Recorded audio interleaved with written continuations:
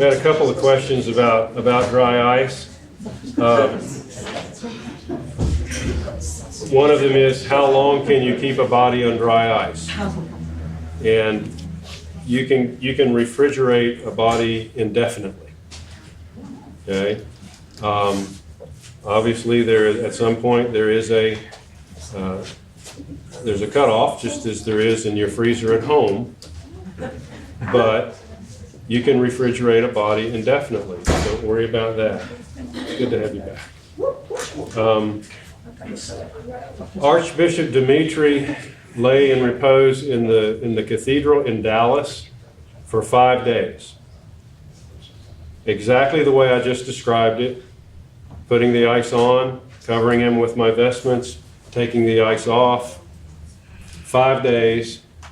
Continuous reading of the Gospels. They did turn down the air conditioner inside. It was 113 degrees outside. The body can be kept indefinitely on dry ice. Just take your time. Don't get excited. Like the Hitchhiker's Guide says, don't panic. Just take your time. Do you have to keep the casket closed to keep the coolness in? No. Or is it just... No, the dry ice is right almost in contact, not really in contact, which brings up another thing. Please exercise extra special caution. Those who have never encountered dry ice before, it will freeze the skin instantly. You have instant frostbite if you touch this stuff.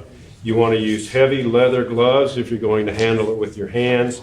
The reason that we put it in paper is because I think most people are familiar with the concept of fog coming off of dry ice. Don't worry about that. This keeps any vapors that are being released. The paper bag keeps them in there under the body, and we've never encountered fog. We've never even encountered condensation. We've never even had problems with water condensing and causing a problem either under the casket or anywhere. We've just never had a problem. We've never had a problem with it. Just use extreme caution. Don't let kids get around it at all. Don't play with it.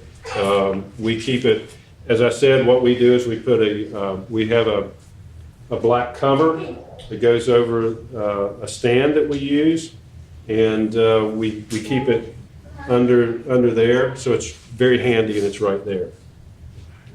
So let's talk about, we've already talked about refrigeration, the only problem we've ever encountered with refrigerating with dry ice is inexperienced people will sometimes get overzealous and freeze the body. This is not a problem. This is not a problem. Remove the dry ice. The body will thaw out in the course of a day or overnight. Come back in the morning, put the ice back on the body, and be a little more restrained with the use of the dry ice. We're only refrigerating. I was talking about Millie. That was one of the instances. She wanted to be buried in Pennsylvania at St. Tikhon's. Her family, we did the funeral. All of the 3 daughters and their husbands piled into their Suburban, and they had a trailer. We put her in a trailer, and it was a 2-day trip from Charleston, South Carolina to St. Tikhon's. So they carried her up there in a trailer. The next morning I get a call, and her son-in-law's on the phone. He says, "Deacon Mark." "Yeah, what's up, Chuck?" I said, "I think I froze her." Don't worry about it, Chuck. She'll thaw. Freezing is reversible. Embalming is not. She'll thaw out. I don't care if you put her in the ground frozen, she's going to thaw in the ground. Don't worry about it. Of course, everything we do is love and respect for the deceased and the family. We don't want that to happen, so that's why I'm telling you about it. It can happen, but it's not a problem. Okay. When you encounter a dead body, I don't care where it is. I don't know how many of us have really experienced that. It's always a shock. It's still a shock. We're used to shaking hands and giving a hug and feeling skin that's 98.6 degrees. A body at room temperature is very, very cold, and it's a shock. Yeah. And when you encounter someone who has been refrigerated, it's even more so. Yes. Because the limbs don't move. They might be in. Funeral directors and morgue operators are not necessarily real respectful and caring about their clients, let's say. They may come to you. Bob was delivered to us at the church in almost a fetal position, in a body bag. And he had just come out of the refrigerator, so we had to gently massage his limbs and let him thaw out a little bit and slowly get him out to where we could lay him out on the table. Obviously, that's not the preferred scenario. The preferred scenario is a person dies, we show up, we do everything. That's our preferred scenario. When someone dies, like my mother, who was bedridden for 5 years, she died in a fetal position. And when you encounter that, all you have to do is take your time, massage the limbs, and those muscles will relax, and you can lay a person out. If they're in any kind of position, obviously we want someone in a position of repose, laying on their back, and preferably with their arms crossed or at their sides. So if you encounter them in any position other than that, take your time, massage the limbs, and just take your time. That's the main thing. If it takes a little longer, it takes a little longer. This is a service. This is our last opportunity to serve our brother or sister in Christ. It's our last chance. This is a service that we do for them. So we take our time. Takes a little longer. Hey, boss, I'm going to be a few minutes late for work. I'm still preparing this body. Yes. So the name of the service in the Greek for funeral is kidia, which means care. Mm-hmm. That's what the word means, care for the dead. When I use the word service, I'm not using it usually in that, with that meaning. I'm talking about we are serving this person. So there's a double meaning to that word, obviously. But yeah, yes. Are we supposed to close their mouth? It's very important to close the mouth as soon as possible. It's another real reason. Our preference is to be there. Our preference is to be there when the person dies, if at all possible. If we're called after the death, then that's the first thing we want to do. Close the mouth, close the eyes. I didn't do that to my mother. She was in the hospital. I know. And as I said, the morgue attendants, the funeral directors, they're not very respectful, and they don't do anything at all. I think Bob arrived in his hospital gown, didn't he? They took him out of the bed, put him in the fridge, and that was it. So we do want to close the eyes and the mouth as soon as possible. If the body is refrigerated, you're just going to have to take a little bit of time. I already told you the way that I think about it, and I always, whether we're at a funeral home or at the morgue or anywhere, if I have someone new who is going to help do this, I like to meet them outside the room and tell them what they're getting into, what they're going to see, and the way I think about it is greeting the King, and that's the way I always explain it to everyone. He's been called to greet the King, and we're going to prepare him for that. That's what we're here for. So, as I described briefly this morning, if you're in the morgue, you're going to have universal precautions. If you're at home in the bed, you have your kit. The kit has a basin in it. The kit also has a couple of bed sheets in it, and we want to take one of those bed sheets and we fold it and we fold it again. Depending on the size, you might want to fold it again, but you end up with a sheet that is several layers thick. It's about this wide, and it's the width. What was the width of the sheet is now the length of the sheet. And that is going to become our draw sheet. The healthcare workers know exactly what I'm talking about. They make all kinds of neat apparatus these days to do it, but this is the simple, easy way, and it's in your kit. We take the body, once we've got it laid out in a position that we can actually deal with, the position that we want, position of repose. And the easy way to turn a body, first off, if we want to roll the body this way, we take the far leg and rotate it over, because that leg's going to come this way, right? So we've already accomplished this much just by laying this leg over here. And then one person on one side, one on the other, we can grasp under the arm here, and down here, the leg, and pull, and the other person is pushing the hips over from the other side. Once that body is up on the side like this, we take that sheet, roll it up halfway, take the rolled up part of it and shove it up under the body, right around the hips and the abdomen area like this, and then allow the body to come back down. Now take the other leg, roll it over the other way, and do the same thing to the other side. This is why it takes two people. Once we've accomplished that, you can usually grab, as I said, just about right under the armpit, and then down, either reaching over like that to pull the leg over and just roll them this way. Don't use your back muscles, please. You always want to use your body weight and not your muscles. But now we've got this person is rolled back over the other way. The person on this side can see that rolled up sheet in there. They can unroll it. And now you have a sheet that's laying across the bed like this, and it's about that wide. Each person can grab that sheet, just lift slightly, and you can move that body wherever you want to go. That's called a draw sheet. It's used to draw the body.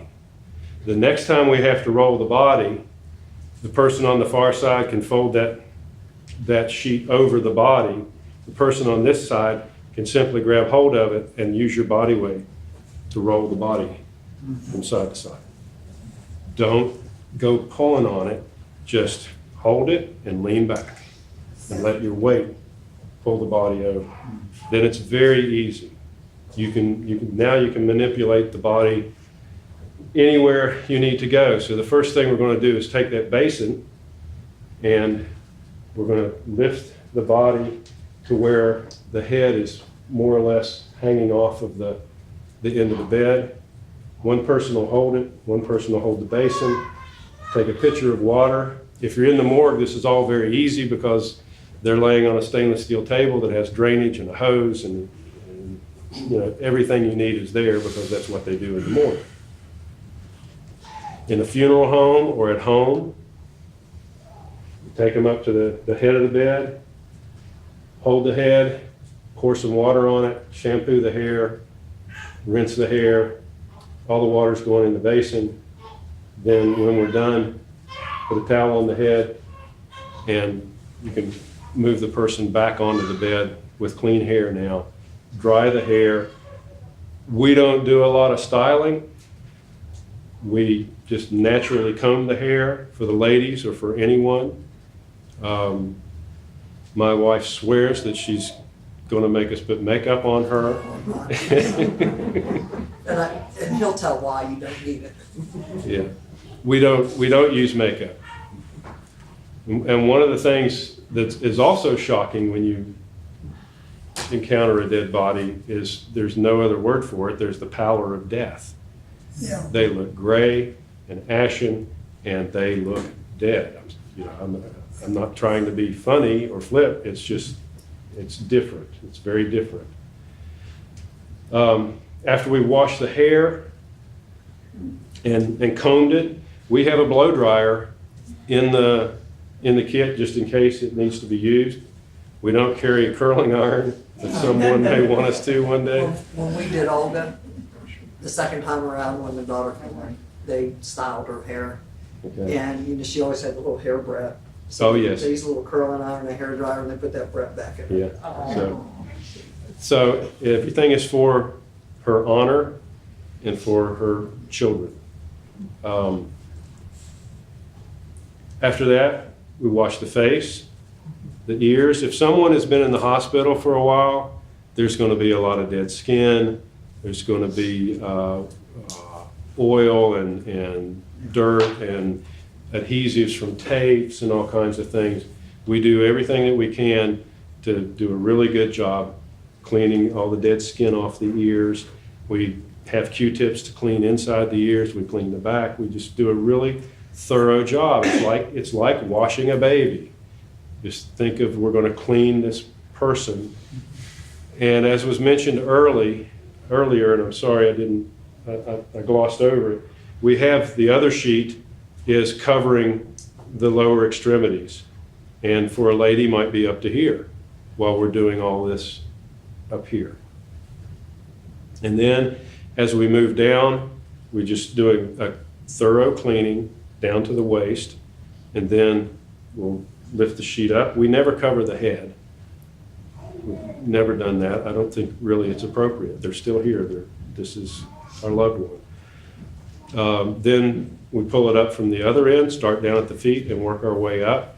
And then you have to clean the private parts. If odors are going to start, that's where they're going to start. We use a very readily available hospital type cleanser. You can get it at CVS or any other drugstore. There are a number of them out there, but we use an antibacterial cleanser. Doesn't suds a lot, but it kills bacteria. Where do odors come from? Bacteria growing on the body. So we want to kill the bacteria on the body. It's not to protect us, it's to, out of respect for the deceased, we don't want any odors. So we clean them. We clean the private parts, the genitals, very well.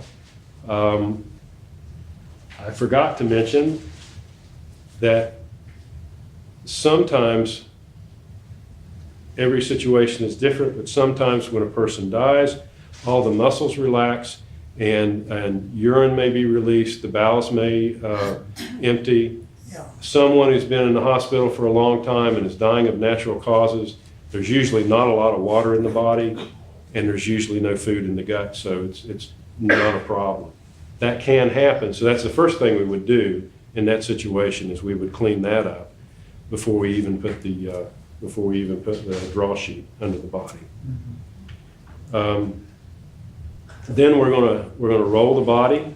As I mentioned, we're gonna take that draw sheet, roll the body up, and start the back from the neck all the way down, and then from the feet all the way back up. Lay the body back over. Then we're going to pull the body to the other side and do the same process again from the bottom all the way down to the toes. Have them nice and clean and laid out, covered with a sheet.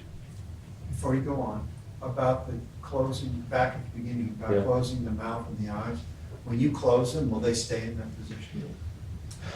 It totally depends. Usually no. I have seen some people will die and their mouth will just stay closed, just very naturally and relaxed. Some people, it will just gape open and it looks horrible and no one likes that. There are a number of ways to close the mouth. Probably you can take a beanbag pillow or any kind of pillow, put it under the chin and close the mouth that way. You can tie a bandage. We keep bandages in the kit for this purpose. You can take a long bandage and wrap it around just to get it closed. And sometimes after that, it might stay closed, sometimes not. And that's yet to come. We'll talk about that in just a minute. So we wash the body. We're going to do a manicure, as I mentioned this morning. We'll do a complete manicure. We'll do a complete pedicure. get everything clean. If someone who's been in the hospital or has been bedridden for a while, there's all kinds of grunge under their fingernails and under their toenails, and we're just getting everything right. Some nose hair. Yeah. I mentioned that too. We'll trim the nose hair, we'll trim the ear hair. We keep electric clippers in the kit in case we need to do a trim. We'll do a shave for a gentleman. We're just, you do it. He's going to greet the king, so we're getting him ready to greet the king. Yes, ma'am. You say you're washing the body clean. How exactly? Sponge? Sponge. We use a sponge, yes. Okay, I'm so sorry. you just wipe with the sponge and then dry with Scrub. We scrub them. Scrub. We scrub them with a sponge. There's all kinds of dead skin and other, Okay. as I Using said, what kind they're of soap? The adhesives and who knows what. antibacterial? Like a Physoderm or. Oh, yeah. okay. Antibacterial soap from CVS. It's not a, And then just dry with Physoderm the used to be the old one. There are a bunch of them now, so. Okay. And dry with a towel? Yes. Okay. Dry them with a towel. And does the skin act the same as it does for a No, living person? skin loses its resilience very quickly. You pull on your skin, it goes right back Uh-huh. down. It doesn't do that anymore. So, Can you damage it if you're too harsh? well, you can. Yeah. My mother had very thin skin when she died. We've encountered people who came out of the hospital. One had liver failure, and he was very bloated and was full of IVs, and they were leaking. And you encounter things, so be prepared if you're going to be doing this, that you're going to encounter some things.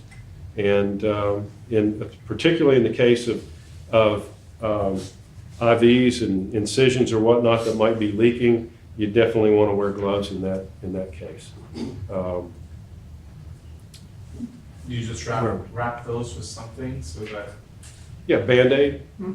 Usually they come with Band-Aids, but we're going to clean them so that we'll take the Band-Aid off or it'll come off, and then put a Band-Aid back on or a bandage, whatever. It's going to be out of sight. It's going to be under the clothes when we're finished. You mentioned the bloating. I was once told that that they want you to embalm so that the body doesn't kind of make sounds and release gases and stuff. Like, what's your experience with that? This body was maybe bloated is the wrong word, but he was full of fluid because he'd been pumped full of fluid in the hospital, and he had liver failure, probably kidney failure on top of that. And he was just everything was enlarged because he was full of fluid. Yeah. It wasn't gas. And we've never encountered anything like that. I don't know really what more to tell you. We've never had noises, we've never had gas, we've never had anything like that. Okay, where was I? We've done the shave, we've trimmed the hair, we've done anything that needs to be done. Now we have a mixture of olive oil and essential oils. The recipe is in the book. It's 102 drops to a pint. Any essential oil you want to use, we talk about those in the book. Which ones not to use. There are some that are definitely not to be used.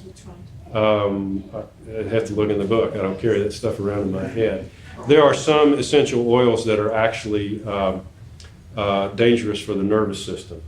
And there are some that are dangerous for pregnant women. So you want to stick with rosemary,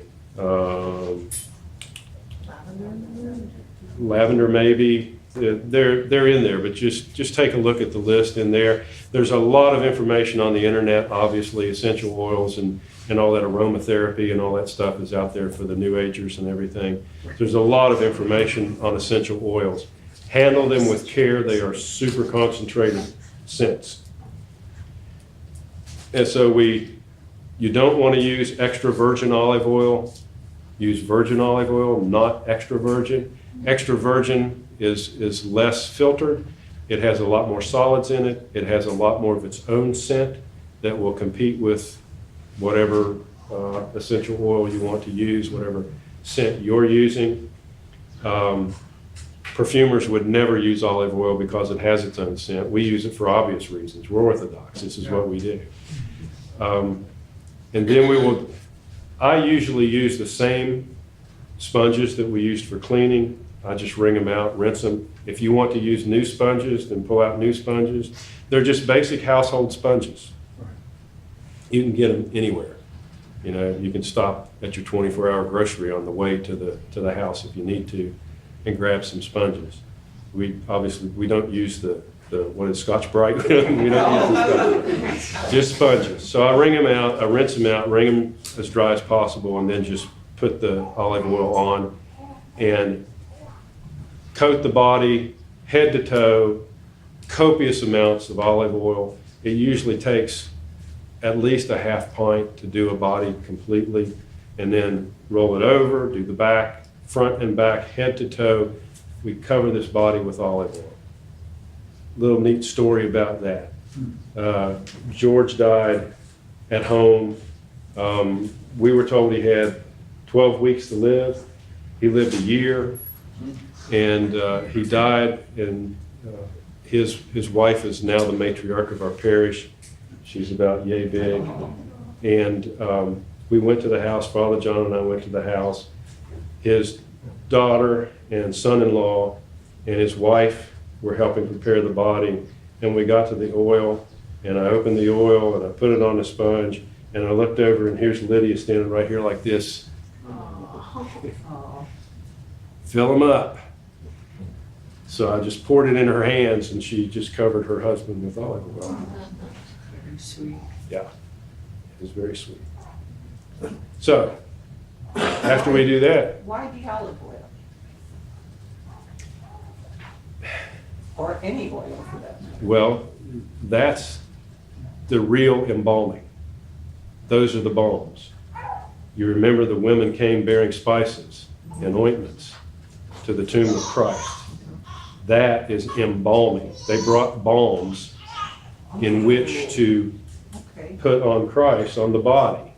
That's embalming. That's why I always use the distinction, chemical embalming, because true embalming is bringing balms, spices, and oils and ointments to put on the body. And again, we're concerned about odors, and it has a nice, pleasing odor from the essential oils. It's not strong. You walk in the door, you're not going to smell it, but it's just a nice, pleasing odor. So that's why we use olive oil. The other reason we use olive oil is there is something miraculous about it. When you finish preparing a body and you've covered them with olive oil, the difference between 45 minutes ago when you walked in the door and when they're laying there with the olive oil is almost miraculous. They look like themselves again. They look like a human being. They don't look like the pallor of death is no longer there. It's just, I can't explain it to you. They just look human again. The olive oil soaks in and does something with the skin that just brings it, I don't want to say brings it alive, because obviously they're still dead, but they look human again. So after we've put the olive oil on, we will start getting the clothes ready to put on the body, and dressing the body is probably the most complicated and could be the most dangerous part, if you want to put it that way. It can be difficult depending on what it is they wanted to be buried in. A man wants to be buried in a three-piece suit. It's a lot more complicated than a baptismal garment. Baptismal garments are wonderful. They're just so easy to use. I did not mention that we usually will use an adult diaper. Sometimes with females, we might use a sanitary napkin. In the original edition of the book, some of the things that I read talked about using tampons, including in the anus. We've eliminated that practice because we've never needed it. I just don't think it's necessary if we're refrigerating properly. Only once I encountered a body that was clearly leaking and had to insert a tampon to take care of that. And it's because we don't want the odor and we don't want any embarrassment for the family or for the deceased.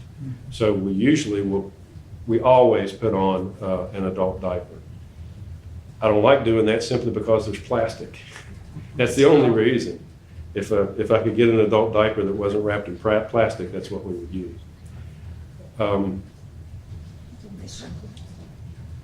So we're going to clothe the body now. Do you have to seal the ears and the nose? Yes, we You do. didn't mention that, so what these So- openings? You can do it now, you can do it after they're dressed. I kind of prefer to get everything done and then do the final touches. Okay, I'm jumping ahead. Yeah. A baptismal garment, as I said, is really, really easy. You just put it on. You know, you can start with one arm, another arm. You have to sit the body up in order to get it over the head, but then it will just slide right down. Then you lift the buttocks and the legs and pull it down to the bottom. It's great. Highly recommend everybody get it. Any undergarments used? No, Or- not with no, that it. usually. Not with Um, baptismal? You know, it is a good idea to use like a t-shirt under there because you've got the olive oil and the t-shirt will take up some of the olive oil. On the legs, it's not necessary at all. T-shirt is really, if you're putting on a shirt, a vest, a suit, a t-shirt, even that t-shirt, the easiest way to do it is take a pair of scissors and cut it from the waist to the collar, not through the collar, to the collar. Then put it over the body, either through the arms first or over the head, and then put the arms through the arms of the shirt, pull it down, and then tuck it around underneath. That avoids so much lifting that we don't want to be doing anyway. Same thing with the vest. Button it, cut it up the back to the collar, not through the collar. You can, it's just easier if you don't go all the way through. Put it over the head and then around like this. The suit, same thing. Oh, yeah, have a vest. The suit, the same thing. Cut it up the back. Funeral directors buy suits that are already cut, and they charge you exorbitant amounts for that cut. Cut it up the back to the collar, collar on, arms through the arms, and then tuck it underneath. You don't always have to do that. Do what? No. Is the body stiff? Usually no. Okay. Usually no. Depends on refrigeration. If you're doing this in the morgue and they were refrigerated, Mr. Fielding is very good. If they're not too busy, he'll pull the body out 3 or 4 hours before we get there. And so it can be more malleable and easier to move.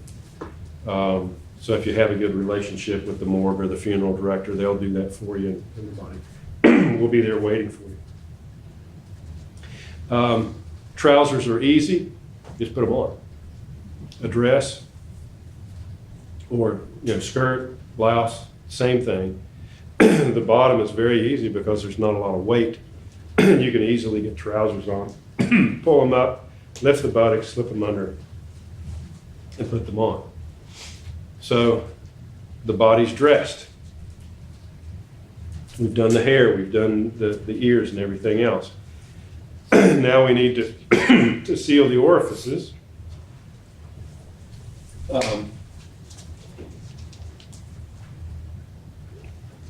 To close the eyes, I should have mentioned this earlier. If you didn't do it then, it's fine. I have seen, I think it's just really very natural to see someone laying in the coffin with just the tiniest opening in their eyes. It just looks so natural. It's happened a couple of times, and it looks very natural. The way you get the eyes to stay closed, don't use barbed wire. Don't use the stuff that the funeral directors use. All it takes is a little twist of cotton, about as much cotton as is on the tip of a Q-tip. Take it and twirl it until you get it about the width of the eyeball. Lift the upper eyelid, put it up under, and close the eyelid. Again, the skin is not as resilient as it is for me right now. and you might have to smooth it out and, get it to lay down. Then repeat on the bottom. And that little sliver of cotton will keep the eyes closed. That's all you need. The ears, I found at the kitchen store of all places, tweezers. They're like this long, and they're perfect. I bought them for our print shop to get little pieces of paper out of the printing machines, but they're perfect for what we do. They give you a lot of purchase, so you can really hold on to them. The ears, you want to take some cotton and fill the ears with cotton. You can straighten the ear canal by tugging on the earlobe and just put cotton in there. The way I do it is I put cotton in until I can, it's not very deep, the ear canal is not a whole lot of space in there. I put cotton in until I can't get any more, and then I take some out, because you don't want it to be visible. Right? Yeah. Put it in until you can see it, and then take a little bit out until you can't see it. That's all you're going to get in there. It's not likely to leak from the ears anyway. The nostrils, remember, we're not just filling the nostrils, we're filling the sinuses. We talked about that. That came up in our last break too. Someone had encountered some leakage, and we think, one, they probably needed to refrigerate the head a little bit if that was a problem. The other is they probably didn't fill the sinuses. They filled the nostrils, maybe not the sinuses. Remember, the sinuses are here, and you've got passages that go up to the upper sinuses. So with these large tweezers, you can just keep putting cotton up in there once again, and you go as far back in as you can possibly go, and then put some more as far back in as you can possibly go, and some more and some more, until you can see it. You can't put any more in. Take a little bit out so it can't be seen. And we have never had a problem with any leakage whatsoever. Yes, sir. Is there a risk of tearing tissue at that point? Tearing tissue, I have never encountered it, and I don't think there is. I mean, you might tear something inside. If you're too rough, but we're not doing that. We've just got tweezers, and we're just going right up the middle and putting it as far back in there as we can. The mouth is the trick, and I don't know if you've ever, I know most of us have seen war pictures and stuff, and they're horrific. And a dead person with their mouth agape is not a pretty sight. So you definitely want to close the mouth. We've used babushka. Okay. We tried, there are a lot of things you can try out there on the internet. We tried denture cream. On the teeth. The problem with a denture adhesive on the teeth is you find out a lot of people's teeth don't meet. And the two surfaces have to meet for the glue to work. So I found that out very quickly. A lot of people's teeth don't meet, and the cream just doesn't work. So let's see, we've used the pillow under the chin, but you really don't want that to be there during the funeral, particularly. The last ditch that I was very hesitant to try, but it works every single time, is super glue. There you go. Every single time. You take the tiniest drop that you can get out of that tiny little tube and put it, just do what I'm doing right here and put it right back there. Now, super glue is visible when it dries. You probably have all noticed that. So you don't want it to be in the crack or any of it on the front of the lips. You want it to be right back here. And I always kind of cross my fingers and say a little prayer when I do this, because I don't want it to be visible, but I want it to work. And usually just right behind, you have to look at the person's lips. We're all different, and assess, where do I want to put this? And then close the mouth and hold it. Could you do that with the eyelids as well? You could, but it's not necessary. Cotton does a great job. This, honestly, this is the last ditch. This was, I know it'll work, but I'm not sure I want to go there. And particularly when I'm talking to people in a room like this, what are they going to think of that? Well, it works every single time. There's no doubt super glue is going to The work. industry does far worse things. Oh, far worse, far worse. If you want to read about setting the features, you can go on the internet and read how funeral directors, it's called setting the features. What we're doing right now is called setting the features. In the first edition, and from things that we had read, we talked about filling the mouth and the throat with cotton. We don't do that anymore because the only odor that we're concerned about is odor that might be coming up from the chest and out of the mouth, but we've closed the mouth. So we're not concerned about that anymore. And we just hold it closed. My big concern about using it the first time I used it was I was afraid that, okay, the mouth is agape, right? It's like that. How much stress is that chin, is that jawbone going to put on the face, and is it going to Yes, disform the face? that's what I'm thinking. It hasn't done that.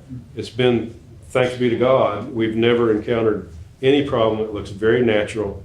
It's just, I guess all of this skin and muscle structure just holds the jaw in place. So the body is now prepared for burial and ready to be moved into the coffin, where we have our dry ice in the bottom of the coffin. We try to assess right where we're going to want it in the small of the back. You can use the draw sheet, or the way the funeral directors do it works. It's not, it's not gracious or anything, but one man under the arms at the head, one man with the feet on the end, and transfer it into the coffin. There's a difference between a coffin and a casket. Anybody know the difference? Not too easy, somebody else. Casket is a 4-sided box, 6-sided if you count the top and the bottom. A coffin is the 8-sided, they call it a toe pincher. It's wider at the shoulders, comes in at the head, goes down at the bottom. So there is a difference. That's a coffee. That's a coffin. Yeah. They call it a toe pincher coffin. But anyhow, a little trivia. Casket is more square. And then once the body's in there, the clothes are now all ruffled and everything. We're going to straighten out the body, get it in, and get everything, all the clothes looking nice, and get it just the way we want it.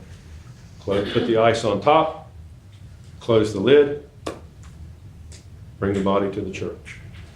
So we're done. The whole process takes about 45 minutes. Wow.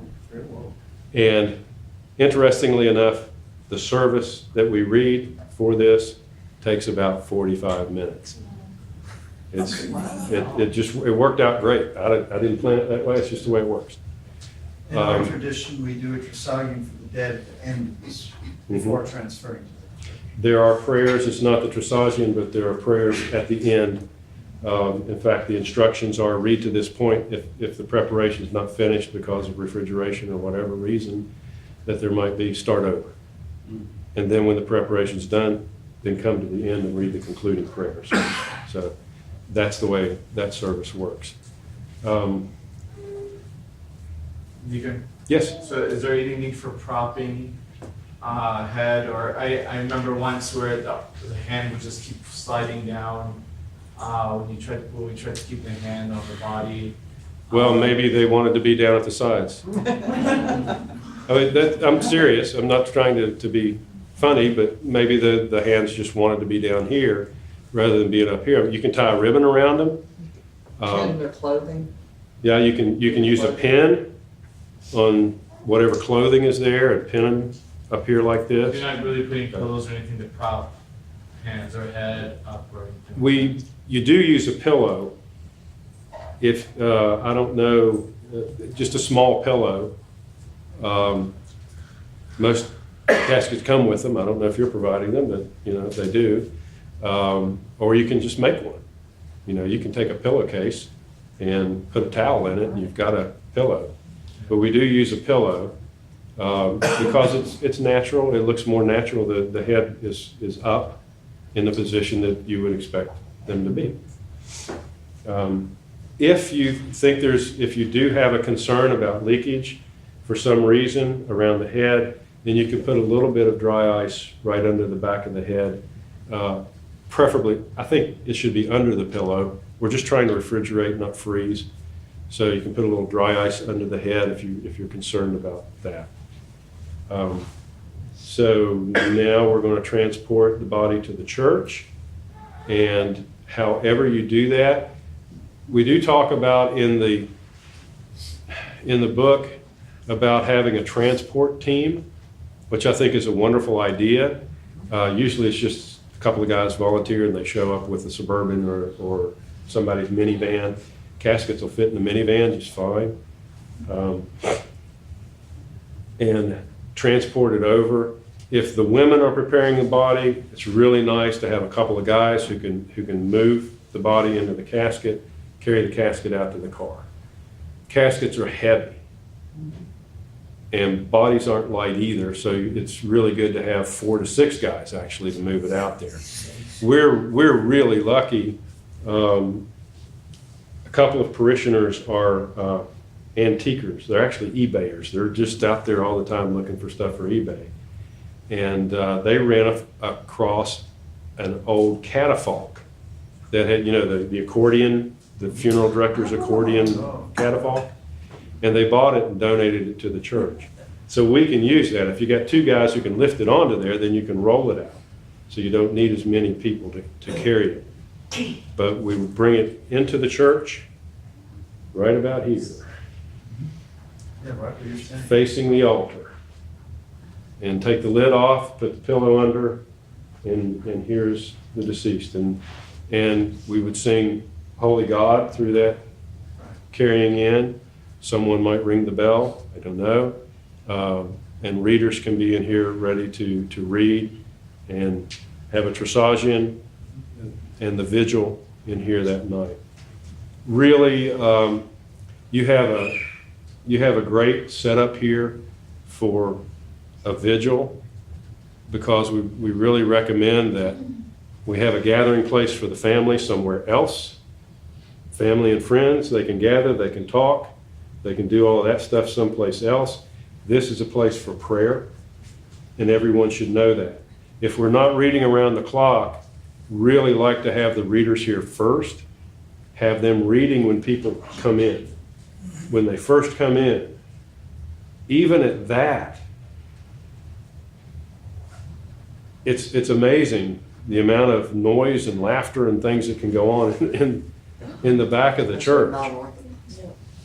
Because so many people these days have no sense of reverence and have no understanding of what's going on in here. But with the readers reading the Psalms, it tends to, indicate to people who have some sense that something's going on here and this is not a time for joking and playing around. But we provide that space out there and let them do that out there. And that also provides the bereaved family, particularly if it's a spouse or a parent, the opportunity to choose. They can be in here praying. They can go out there and meet their friends and family. They can come back in here. They can go back and forth as the mood suits them. I did want to say one thing about burial.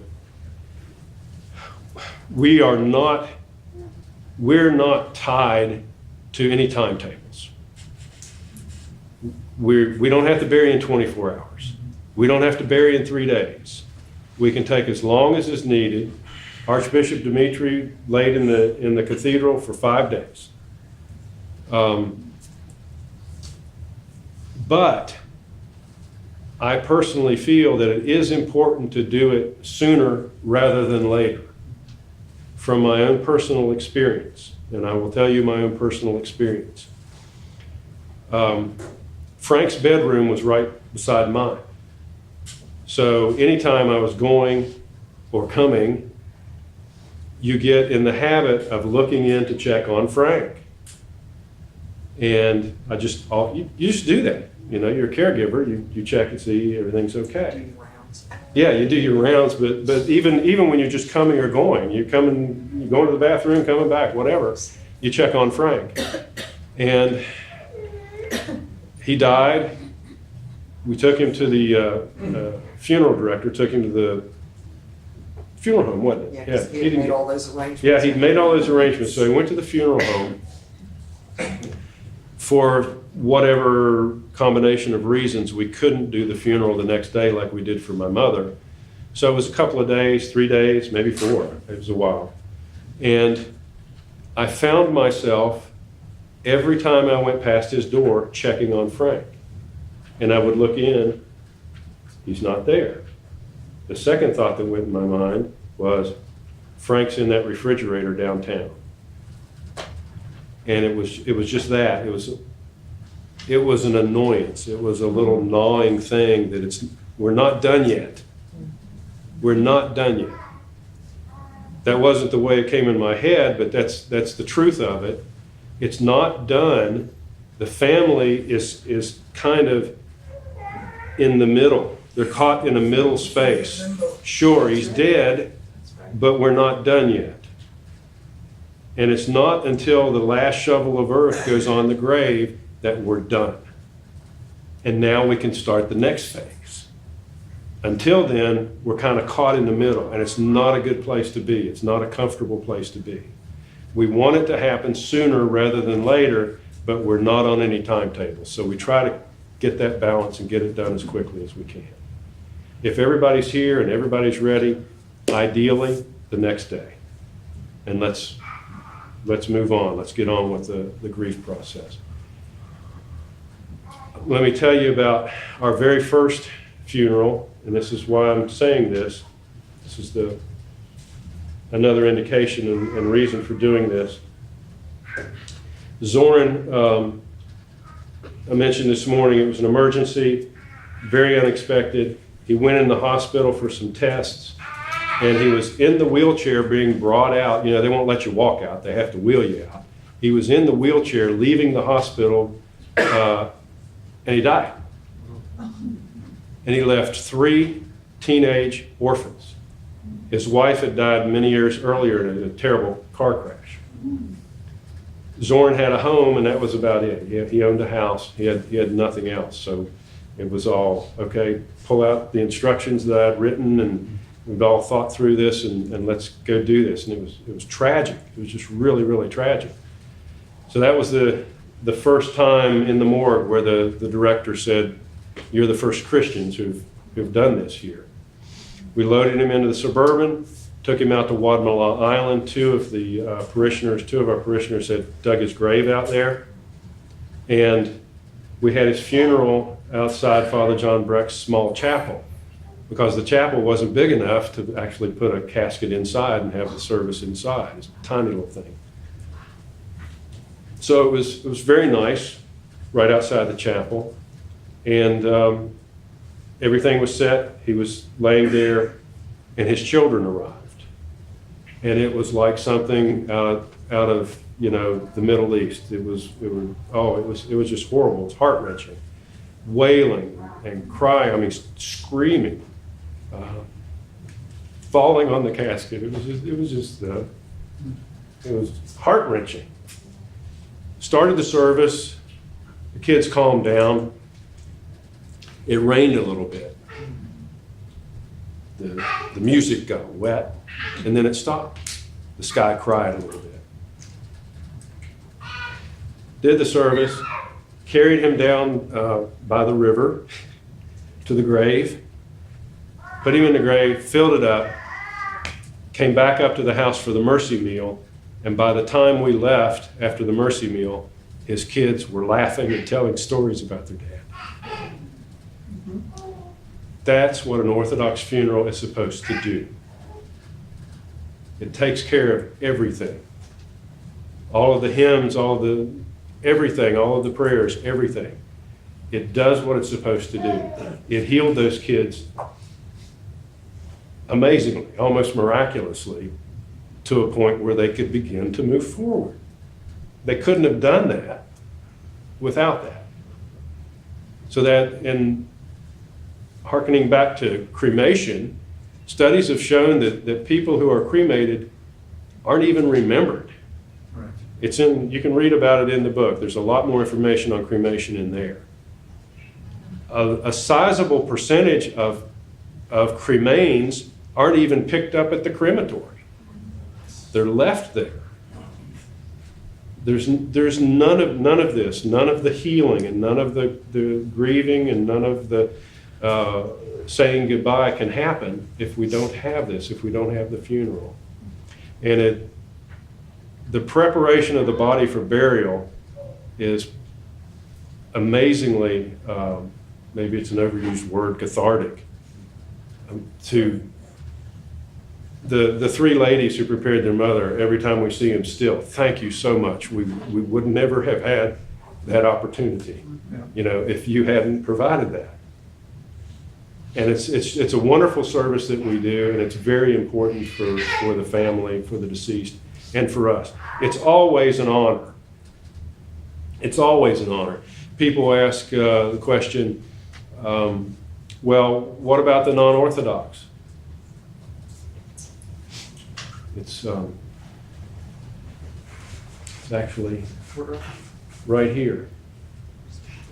Does anyone recognize this little book? They've carried it around for years. It's right in here.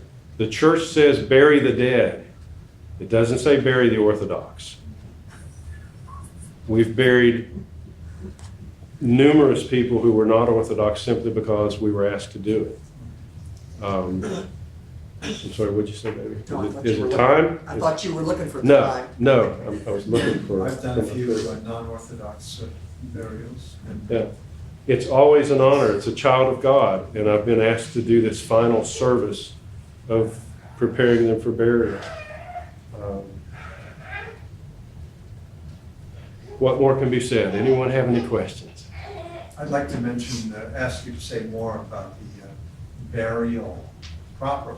We talked about this, you and me on the side, but could you tell them about the importance of actually burying? This is the last step. We have the same tradition. If we're going to do it all, we're going to do it all. We may have to pay someone to dig the grave if it's at the monastery, but if it's on a friend's property, then, or in our cemetery, then we're going to dig the grave. And when we take the body out of the church, you need something to put a coffin on when it's standing here. Okay, if you don't have the catafalque like we've been fortunate enough to have, anyone can make this. Take one sheet of 3/4 inch plywood. I think the dimensions are in the book. You cut them into pieces about yay long, yay tall, however tall you want them to be, and then cut a 3/4 inch groove, half the width of that board in each one of them. Then you take those boards and put them together like this. Okay, you see what I'm getting at? Yeah. That groove is a 3/4 inch groove. It's going to accommodate the 3/4 inch plywood. It goes halfway through, so when you put the two of those grooves together, they're standing at the same level, and it forms an X. And you have two X's laying here.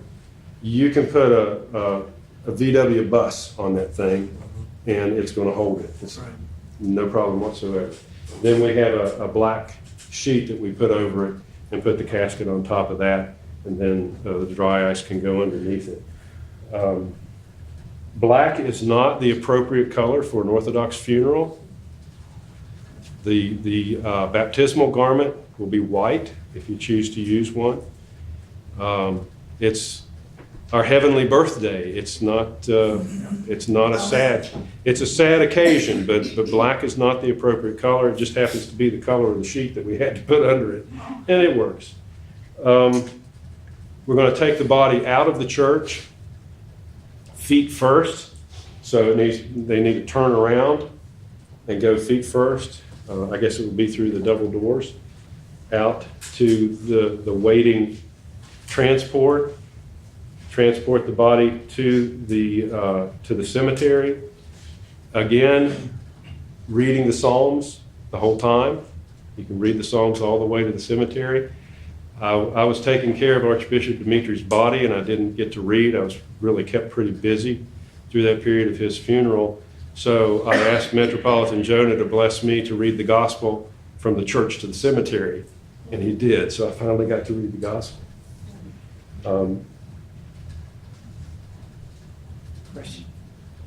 When we get to the cemetery, again, the body will always be carried feet first down to the grave. You want to have boards down the side of the grave. Where we are, we're on mostly sandy soil, and it will collapse in a heartbeat. So you want to have boards down the side so the pallbearers can walk down the side, walking on boards and not on the soil. If it collapses, then you can have a real problem with the casket falling on someone's leg or something like that. So you want to have boards down the side. Rope works fine for lowering the casket. You could use web belt, but rope works fine. If you want to keep the ropes, then you want to put a 2x4, a couple of them in the bottom to hold the casket off of the ground so you can pull the ropes back up. If you don't want to keep the ropes, just drop them in the grave and leave them there. And then we do the graveside service, and then we fill the grave. Even if we're in a commercial cemetery, and even if the grave diggers are sitting over there under the tree waiting for us to get finished. With their skip loader. Yeah. With their skip loader. Yeah. The very least we will do is everyone present comes forward and puts at least one shovel of dirt in the ground. At least one shovel of dirt. If we're at the monastery or we're in any type of private situation, then of course we fill the grave. And it's done. One situation that I've had in that was, I had pushback from the grave people, said, no, we have to cover the grave. And said, look, I'll tell you what, we're gonna bury it. We came here to bury this person, that means we're going to bury it. And when we are done, if you come over and you see anything that does not meet your specifications, tell us and we'll fix it. I've never had anybody ever give us any trouble. We've never had anybody even give us any pushback. Yeah, they're getting their pay. They don't care. Go ahead and do my work for me. It's very therapeutic. Yes, it is very therapeutic for the family. It's for the community. It's very important for the community. This ministry can be really important for the community. It can be a really wonderful pan-Orthodox activity where you can work together on getting a cemetery. You can participate in each other's funerals. You may already do that as clergy anyway, but you can have people helping to do this. It can be a real community building activity. I think I mentioned earlier that we have had at least one convert from a non-Orthodox funeral that we did. And we buried her husband just because she asked for us to, and she became a parishioner. We have prepared people we had never met. Priests get this all the time. Yeah, my uncle died. He was a lifelong Orthodox, but he hadn't been to church in 30 years. Will you bury him? Okay. We prepared one gentleman for burial who was buried in Romania. Don't let them tell you it can't be done. We have had people transported all over. It's really easier to do it ourselves. Anytime you're dealing with a commercial cemetery or a commercial carrier, whether it's an airplane, train, or a truck carrier, you're dealing with a corporation. They have their own rules. Another really good reason to have our own cemeteries. They have the right to require anything they want to require of you. if you're going to be buried in their cemetery or carried on their aircraft. You also have the same right to go elsewhere. And that's the difference in the funeral industry, is people don't exercise that right. In most states, California is unusual. In most states, there are as many as 2 or 3 times the number of funeral homes that the demographics will support. In most businesses, if you've got twice as many of the businesses competing for an amount of business, what happens? Prices go down. People go out of business. Not in the funeral industry. If you have twice as many funeral homes as the death rate demographics require, prices go up. They only have half as many customers as they need to support their business. So they both raise prices. And we pay them. It's crazy. California is unusual in that you actually have about 200 fewer funeral homes than the demographics require. Guess what happens? Prices are lower in California than they are in places where they have twice as many as they can support. Interesting. It violates all the laws of business, of economics. They just don't apply to the funeral industry. It's a fascinating thing. So if you need to ship a body on an airliner or a train, then you have to obey their rules, but it can be done. The funeral directors will tell you no, but you go talk to the airline, well, you need to do this, this, this, and this. There is a particular type of container that they use. What's it called? Air tray? No. There's a particular type of container that they use for a body that's being shipped on an airliner, but they do it all the time. Well, every airline just about on their website tells you how to ship a body. Just look on their website. They'll tell you how to get it done. Anything else? You wanted Other to questions? talk about Archbishop Dimitri a little bit. Do you have time for that? If people want to sit here and listen to me drone on and on, sure. Yes. The olive oil, I just, when you mentioned it, I thought that was just reminiscent of the baptism, especially among Greek Orthodox, where they use oil on the baby before they baptize them. I think Yep. that's- Chrismation, yeah. It seems to me as The though. chrism. yeah. But that leads to a question about what you've described. Is number one, are there any other practitioners besides the 2 of you in the whole world? Oh, yeah. Are there in the Yeah. country, in the USA? Oh, yes. Oh, yes. We've been. Orthodox practitioners? When we initially started this idea, it's not that we started this. When we first started thinking about it, we thought everyone would just think we're crazy and would say, "You people are nuts. Get out of here." We were actually told by several publishers, "No one will publish this book. No one wants to read a book like that. No one." So it's been amazing. Churches everywhere. We've consulted with churches in England and Australia, a number of churches in Canada. People call us on the phone. You know, we don't have to come to you to speak. And but numerous communities across the country and around the world. How about California? Do we have any practitioners? This is our first trip to California. I don't know who might have a book. Of course, Father Josiah Trenum, his community just took the idea 6 or 7 years ago and ran with it. Which community? They've been doing St. Andrews Riverside. in Riverside. Yeah, his community, we met him in Charleston and he thanked us. He said that our book set his community on fire. He was very pleased. So, yeah. So we know certainly it's happening here and all over the country, and we're happy to help anyone who wants to give us a call. Yes, sir. Could you speak to what I was, my wife and I attend St. Andrews. Could you speak to what I was talking about with you earlier about the care? Decompressing after? Yeah. I'm not sure I can. You're the first person who has come to me with that concern. Can I share my experience of why that became an issue for me? Yeah, please stand up.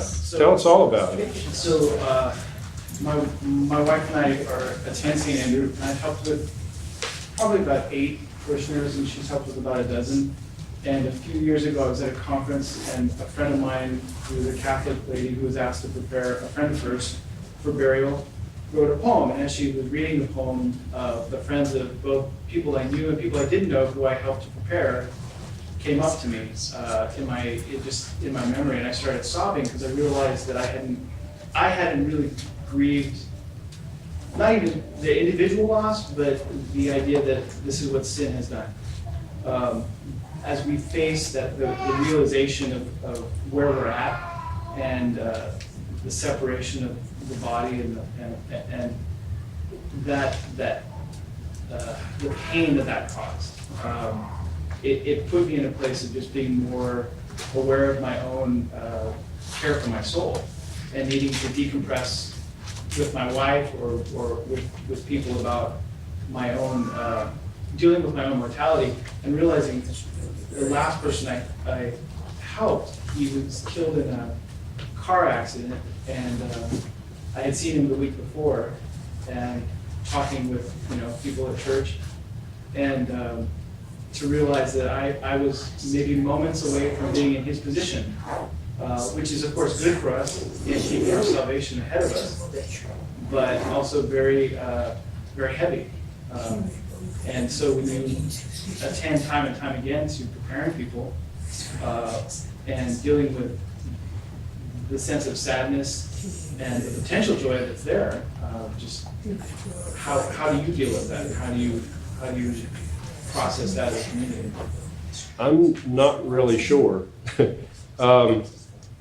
As I said, for me, it's always an honor. I think maybe because I work through that while we're doing it, because I always try to be present to the service, the liturgical service that's going on while we're serving, and to listen to the Psalms and not dwell too much on what I'm doing. The clergy always have a problem with this. I don't know about, I think particularly deacons have this problem when we're serving up here.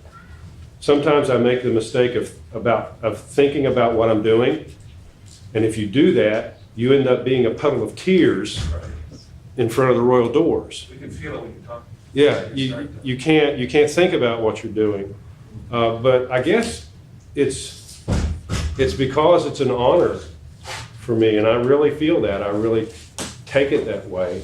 It's an honor to serve a total stranger in this way. It may seem really weird, and it would have seemed really weird to me not too long ago just to say something like that. I mean, why would anyone want to do this if it's not for profit? But it's to the glory of God, and it's a service that we perform for a child of God. That's the only real thing that I can say about it. I've prepared my mother, my father, my father-in-law. I mean, we've done it. Numerous friends, which is Yeah, and close friends. I don't have a real concern. I don't know how to express it. It hasn't been traumatic for me in any way Yeah, whatsoever. no, I'm not saying it's traumatic. I'm just saying it's I think because we so much try to not deal with death on a daily basis, we don't see where our food comes from. So just having the realization of it so close to you, I don't think we have the normal tools that we would normally have had in older times to kind of just deal with death being so close to us. So I think I just mean like. But on the other hand, we do. We have all the tools. Yeah. We have all the tools.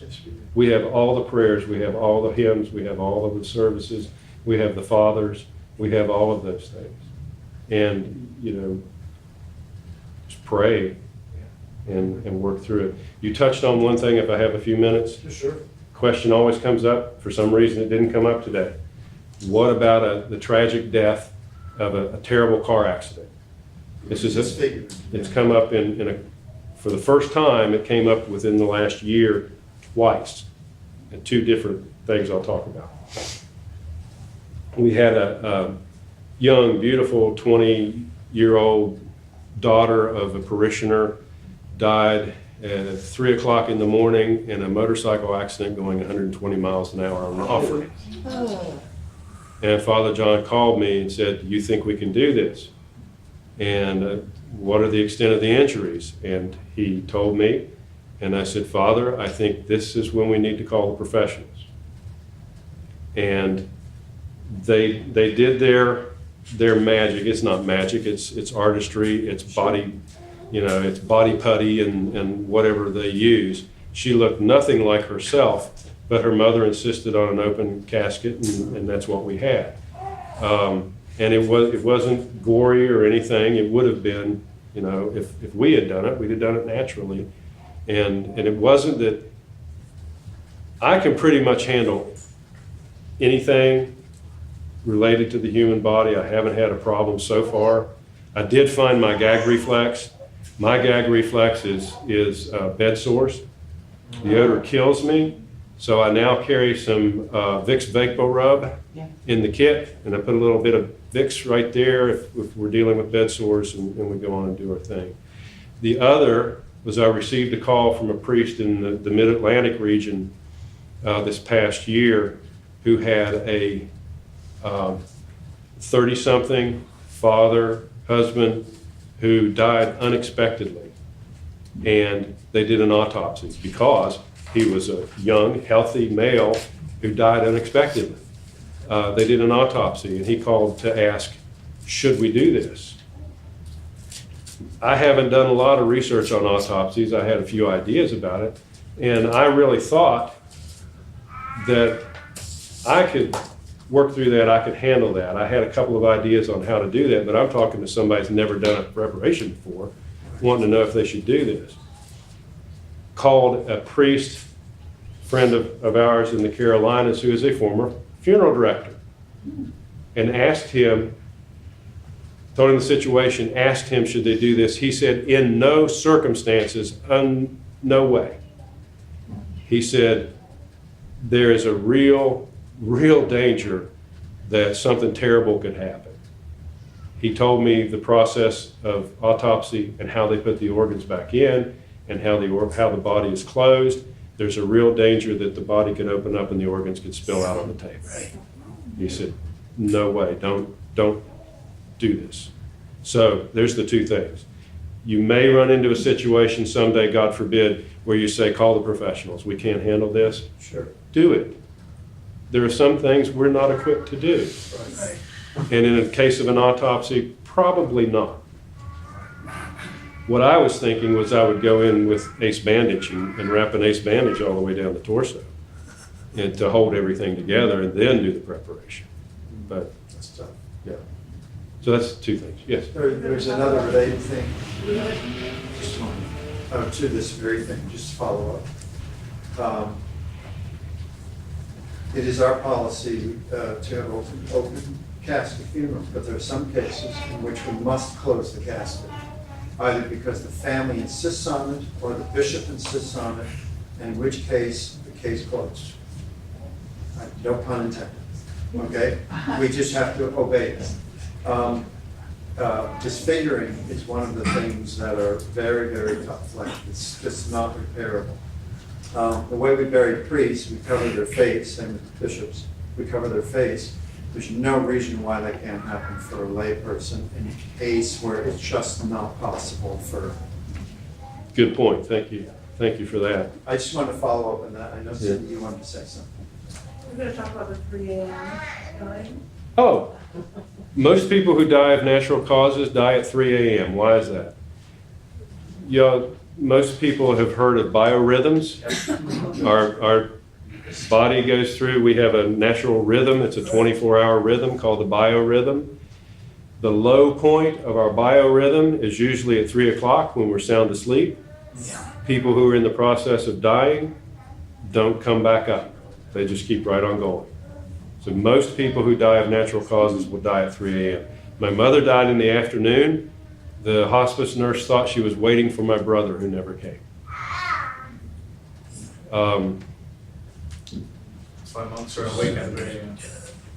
Pardon? Monks are awake at 3 a.m. There you go. Yeah. Yeah, The actually, talent's on, it's ringing, get up, get up, get up. does it have anything to do with that spiritual connotation as well? Like, could that have anything to do with it? Because you know, they, yeah, like there's something with. Well, that around may be 3 a.m. where the whole idea of a witching hour came from, was because everybody died at 3 a.m. I don't know. I don't know about any spiritual. That's the biological reason that most people die at 3 a.m. because of natural biorhythm. Yes, sir. Going way back to one of the earliest subjects, assisted living. It's a tall order, but I don't know that the church has taken that up very much. It seems like an industry that is almost entirely run by secular people. And I always thought, wouldn't that make a lot of sense? Wouldn't it save a lot of money? Wouldn't we do a better job? Yes, we would. And we were in the process several years ago of, in discussions with a developer and discussions with Metropolitan Jonah of starting an Orthodox hospice in the neighborhood near our church. And, you know, it's all things in God's good time. The chairman of the hospice committee and the attorney who had volunteered to help us fell in love, got married, and moved to Raleigh, North Carolina. It happens. Yes, we would love to be able to do that. And there's a hospice in Florida. Louisville, Kentucky. Okay, and I think there's one like in Michigan, up north somewhere. But even at the lower level of assisted living. Assisted living. It's very easy. It's a low threshold. Church in Columbia, South Carolina has actually purchased the house next to them, and that's their plan for that. It would be nice if it was, you know, on a diocesan level or a synodal level, and it happened. Yeah. I like that. Sure, that's where I want to live. Yeah. You start one so I can come live there. Hey, can we have this version? Okay. So we need to get this. Thank you all very much. God bless you all. If you want us to sign a book, we're happy to sign a book. And we'll be here tomorrow for any questions.